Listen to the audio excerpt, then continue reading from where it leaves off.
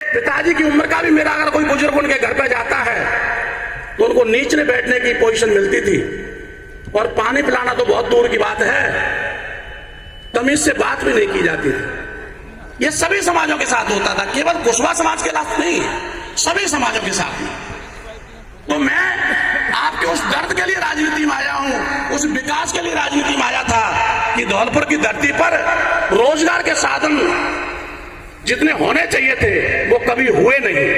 कभी शुरुआत हुई भी तो उनको बंद करा दिया, लेकिन कभी उनको बढ़ने नहीं दिया, क्योंकि वो जानते थे, वो भली बात ही जानते थे कि इन गरीब लोगों को अगर सक्षम बना दिया, इनको रोजगार से लगा दिया, तो ये हमारे सिर पर बैठ जाएंगे, हमसे बात करना सीख जाएंगे, हमारे बगल में कुर्सी डाल के बात करना सीख जाएंगे।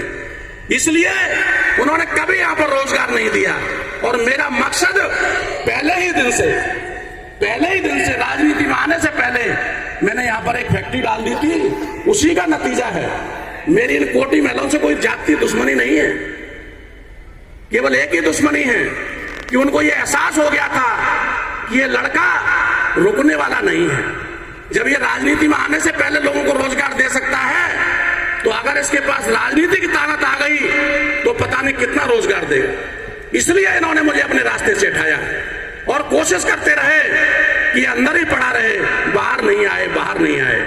लेकिन मेरे बुजुर्गों का आशीर्वाद, आप सभी लोगों की दुआएं आपके बेटे को बाहर लेकर के आ ही गई। इसलिए अब वक्त आ गया है कि मैंने, आप लोगों ने जो मेरे लिए किया है उसको तो मैं अपने कई जन्मों तक आपके लिए काम करता रहूं तो भी नहीं चुका सकता, लेकिन फिर भी अपने पूरे जीवन में यह प्रयास करूंगा कि आपके घर में खुशी कैसे आए। तो उसके लिए 3 चीजें जरूरी हैं जो मैंने एनालिसिस किया है, मैंने विचार विमर्श किया है। मेरे हिसाब से आप लोगों के परिवार में खुशहाली लाने के लिए 3 चीजों की बहुत आवश्यकता है। पहली है शिक्षा, दूसरी है व्यापार और तीसरी है एकता। तो पहले मैं बात करूंगा शिक्षा के बारे में। हम सभी समाजों में, आज लगभग सभी समाजों में शिक्षा का स्तर बढ़ रहा है, इसमें कोई शक नहीं है। जो पहले, आज से 20 साल पहले स्थिति थी वो पिछले 10 साल में नहीं थी, और जो 10 साल में थी वो आज नहीं है, और आने वाले 10 साल में और स्थिति अच्छी होगी। लेकिन मेरा ये कहना है आप लोगों से कि शिक्षा एक ऐसा हथियार है, शिक्षा एक ऐसा हथियार है जो एक गरीब को राजा बना सकता है, एक बुरी से बुरी स्थिति के व्यक्ति को राजा बना सकता है।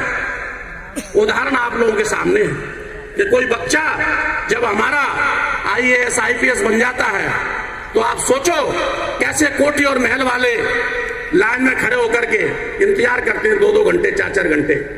ये किस चीज की ताकत है? ये शिक्षा की ताकत है। इसलिए